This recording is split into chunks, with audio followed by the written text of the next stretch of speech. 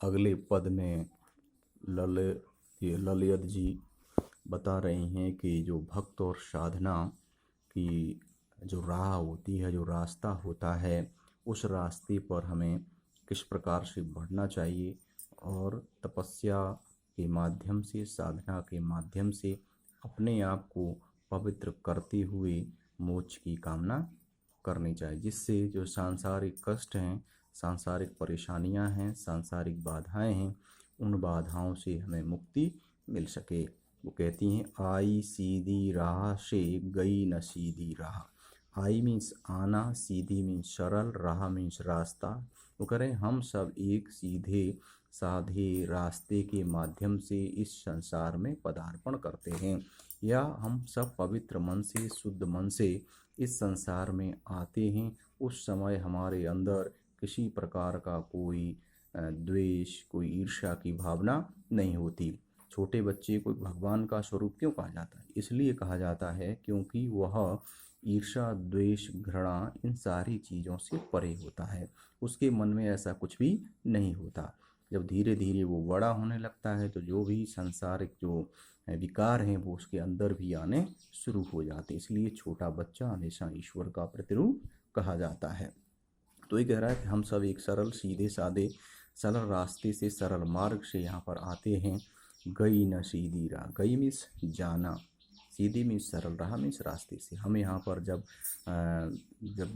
इस मृत्यु लोक से हमारा गमन होता है, यहाँ से जाना होता है, गोलोकवासी होते हैं, तो हमारा वह जो जाना होता है वो सरल नहीं रहता, क्योंकि संसार में रहते हुए तमाम प्रकार के जो राग, द्वेष, ईर्ष्या, घृणा की जो भावनाएं होती हैं वो हमारे अंदर घर कर जाती हैं और हम सब उन्हीं में उलझकर रह जाते हैं। तो ये हमारा जो आगमन बड़ा ही सरल और सीधा होता है, लेकिन हमारा जो जाना होता है वो बड़ा ही टेढ़ा होता है, बड़ा ही कठिन होता है, बड़ा ही मुश्किल होता है।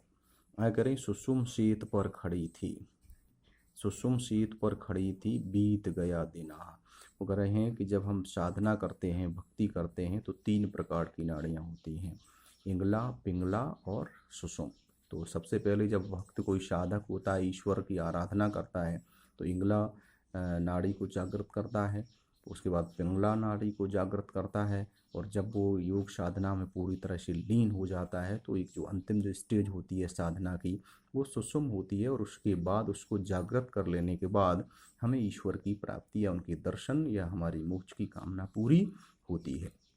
तो ये कह रहा है कि हम साधना करते करते इंगला और पिंगला जो कुंडलिनी हैं उनको जागृत करते हुए हम आगे बढ़ गए। सेतु, सुषुम सेतु, तो इसे सेतु इसीलिए कहा गया है। सेतु मीन्स पुल, जो एक तरफ के व्यक्ति को या साधन को दूसरे तरफ के व्यक्ति या साधन से, या एक तरफ की जमीन से दूसरी तरफ की जमीन को जोड़ता है। तो यहाँ ये सुषुम एक पुल का काम करती है, जो साधक को ईश्वर से जोड़ती है, ईश्वर से मिलाती है।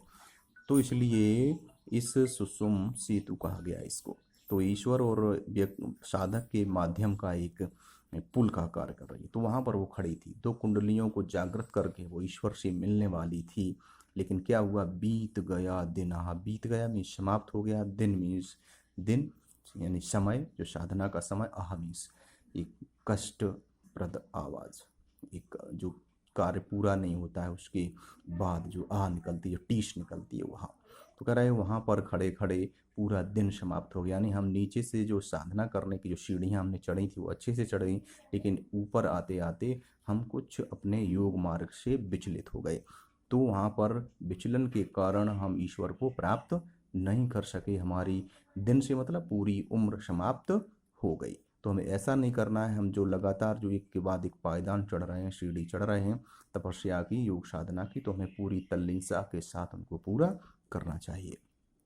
अगला है जीव टटोली कोड़ी न पाई। जीव टटोलना मीन्स अपनी जीव को देखना, मीन्स अपने अंतर मन को टटोलना कि हमने अपने जीवन में पूरा जीवन व्यतीत कर दिया है तो पुण्य के कार्य कितने हुए, भक्ति साधना के मार्ग पर हम कितना आगे चले। तो क्या देख रहा है? कोड़ी न पाई, कोड़ी मीन्स कुछ नहीं, नथिंग। उसके पास कुछ भी नहीं था, एक चवन्नी भी नहीं थी, एक आना पैसा भी नहीं था। यानी साधना और जो तपस्या का जो मार्ग है उस पर जो चल रही थी, बढ़ रही थी, तो वहाँ उसके पास उसने कुछ भी जोड़कर नहीं रखा था जीवन पर्यंत तक।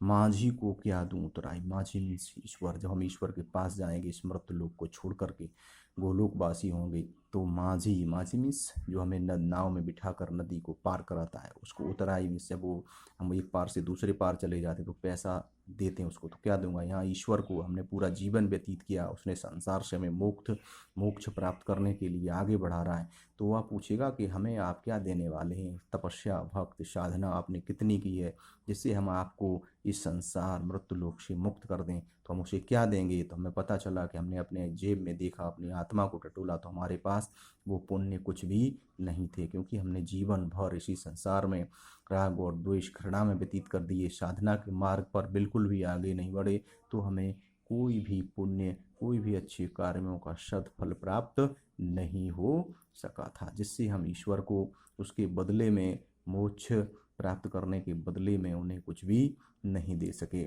इससे जो हमारी मोक्ष की कामना है वो अधूरी रह गई। इसलिए हमें चाहिए कि हम अपने जीवन में सद्कार्यों को भी पूरा करें, जिससे हम इस संसार में आवागमन के बंधन से हमेशा के लिए मुक्त हो जाएं।